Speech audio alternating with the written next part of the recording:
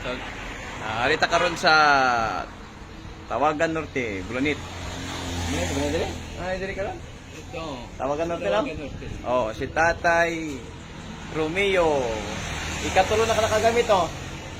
Katulo na sa kagamit.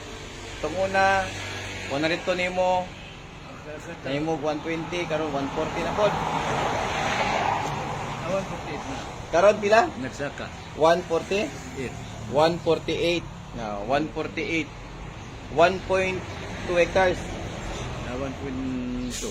Oh, 1.2. Tinggas ang abot? Tingga. Tinggas. Oh, Tinggas kayo. tinggas kayo. Ano ang variety to? 26 ng variety. So, may na. So, ang gigamit nimo katong ato ang Humid Grow o katong Trichoderma. Ah. Wala lang ko kaabot sa iyang harvest kay na busy ko sa mahayag. Nang magbalik na ako, picturean na ako, nahuman na maday harvest. So karong sunod gaping, mora gyapon gamit ra gyapon sa product. Gamit tayo. Di na kita kani magbulag ani. Hindi na kita ni magkuyog.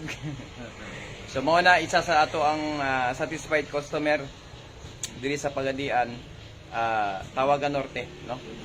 So mo ni ato ilang area dito. Dito dapit sa Kawayan. So, dito dapit. So mo nang update karon ka farmpreneur